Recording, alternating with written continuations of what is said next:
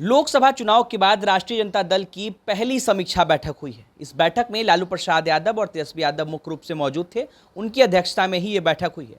इस बैठक में 23 सीटों पर, जहां पर राजद की जीत हुई है और जहां पर राजद की हार हुई है, उन सभी बातों पर चर्चा हुई है।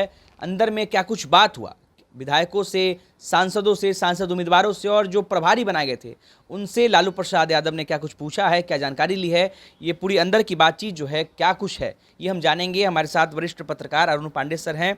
सर, बीते दिन बैठक हुई है। माना जा रहा है कि उपचुनाव और विधानसभा चुनाव से पहले तैयारी करने के लिए लोकसभा चुनाव के बाद ये समीक्षा बैठक हुई है। अंदर में क्या कुछ बात जो है वो निकल कर सामने आ रही है, अंदर की बात? देखिए, वो बैठक तो भी आज भी होनी है और एक दिन बैठक हो गई। अब उस बैठक में देखिए, ये इस बार का जो चुनाव था सचमुच में राजद के लिए लिटमस टेस्ट था।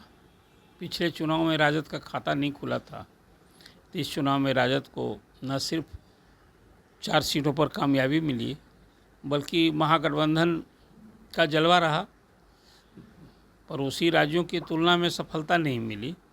25% सीटों पर जीत हासिल हुई है बिहार में विपक्ष को। 10 सीट का समझिए कि एनडीए को नुकसान हुआ है। 39 सीट पिछले चुनाव में एनडीए जीता था, इस बार वो 30 सीट पर सिमट गया। 9 सीट एनडीए के गठबंधन दलों में और 1 सीट निर्दलीय पप्पू यादव भी ने भी जीती। उसको भी मानिए कि कांग्रेस समर्थित, कांग्रेस की तो ताकत वहाँ लगी ही थी, भले ही राजद ने विरोध किया था। तो आज जो कल और आज भी बैठक जो राजद ने की है, तो उस बैठक में वर्चुअली इसी की समीक्षा हो रही है कि हम लोग देखिए, इस बार तो लड़ाई सभी सीटों पर सीधी लड़ाई हुई और राजद की 1 सीट भद पिटी, वो आप मान के कह सकते हैं कि पूर्णिया में, जहां राजद का ऑफिशियल कैंडिडेट बीमा भारती थी और जमानत जब्त हो गया। यदि छोड़कर आई थी, वो तीसरे स्थान पर रहीं, जमानत नहीं बची। और 1 सीट आप मान सकते हैं सिवान, जहाँ तीसरे नंबर पर चले गए। वहाँ भी विधानसभा के पूर्व अध्यक्ष राजद के प्रत्याशी थे अवध बिहारी चौधरी, वहाँ भी तीसरे स्थान पर, मुख्य मुकाबले में भी नहीं रहे। तो 2 सीट तो बुरी हार हुई। लेकिन इस चुनाव में सर्वाधिक 2 सीट को लेकर लालू प्रसाद की, पूरे परिवार की और पार्टी की, स्वाभाविक रूप से जो लालू की 2 बेटी लड़ रही थी, पाटलिपुत्रा और सारण। हाँ, तो पाटलिपुत्रा से तो मीसा भारती जीत गई, वो राज्यसभा की मेंबर थी। ये दूसरी बार वो उन्होंने किस्मत आजमाया था इस रूप में, तो वो सफलता मिली, संतोष हुआ। ये वही सीट है जहाँ से लालू प्रसाद भी नहीं जीते थे और मीसा भारती कामयाब हो गई। लेकिन कसक रह गई राजद को रोहिणी को लेकर के। तो छोटी बेटी रोहिणी आचार्य सारण से लड़ी। सारण लालू प्रसाद जी की कर्मभूमि है, खुद कई बार एमपी रहे। वहाँ से राबड़ी देवी भी चुनाव लड़ी थी, वो हार गई थी और रोहिणी को भी कामयाबी नहीं मिली। मैं देख रहा था सारण कंस्टिट्यूंसी में क्या कुछ हुआ, तो उसमें लगभग 15,000 से अधिक मतों से हार जीत हुई। और विधानसभा क्षेत्र वाइज करेंगे तो 3 कंस्टिट्यूंसी, 4 कंस्टिट्यूंसीज में रोहिणी लीड भी की थी। लेकिन उसमें गौर करने वाली बात हुई कि 2 कैंडिडेट को, एक यादव जाति से एक कैंडिडेट थे और एक मुस्लिम कैंडिडेट को जो वोट आए हैं, वही हार का कारण राजद के लिए बना है। एक समीक्षा की बात ये थी, कुछ भी बात हुई कि वहाँ कुछ आत्मविश्वास में रह गए, कुछ कार्यकर्ता कुछ जिस अपेक्षा से सक्रिय होना चाहिए, तरह तरह की बातें जो होती है। लेकिन कुल मिला जुला कर एक चिंता का विषय वो था। और फिर अब आपने ठीक ही कहा कि अब तो विधानसभा चुनाव की तैयारी करनी है। विधानसभा चुनाव में तेजस्वी यादव मुख्यमंत्री के उम्मीदवार हैं, दावेदार हैं, चेहरा हैं महागठबंधन की ओर से। उसके पहले अभी 5 सीट के लिए उपचुनाव होना है। उसमें 10 जुलाई को ही अभी रुपौली में चुनाव होगा। फिर बीमा भारती वहाँ राजद की चेहरा हैं, कैंडिडेट हैं। और इस बार कलाधर मंडल जदयू के उम्मीदवार हैं, वहाँ एक निर्दलीय शंकर सिंह उम्मीदवार हैं। तो फैसला बहुत जल्दी हो जाएगा।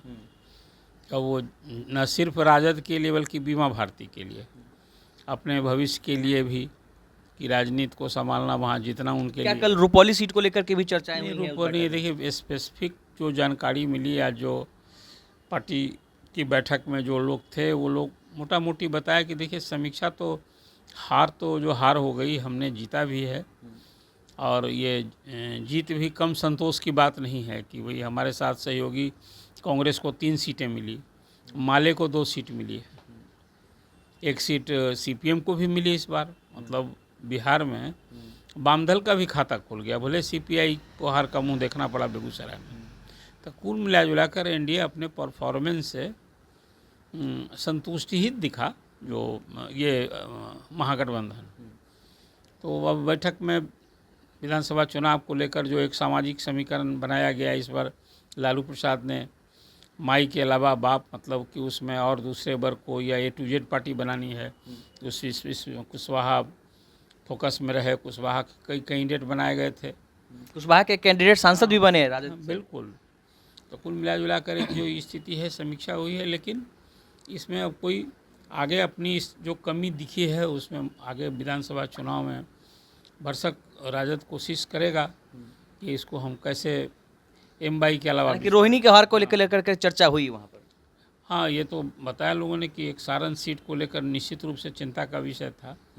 दूसरा, अररिया सीट में हार हो गई, वहाँ तो हमेशा पोलराइजेशन होता है हिंदू मुस्लिम का, तो मुस्लिम कैंडिडेट था महागठबंधन की ओर से, और वहाँ फिर हिंदू वोट के पोलराइजेशन में ही कहिए, वहाँ यादव की भी अच्छी खासी संख्या है और वो वोट चला गया उधर, तो उसकी भी कहीं पार्टी के नेता लोग बता रहे थे कि कुल मिला जुला कर यादव का तो रुझान है उस वोट में। ऑलमोस्ट 2-3 क्षेत्रों में कुछ ये बात दिखा कि यादव मतदाता भी कुछ स्थानीय स्तर पर वहाँ के हिसाब से वो उनका रुझान नहीं दिखा। तो समीक्षा बैठक में आगे की मजबूती के लिए मेन बात थी।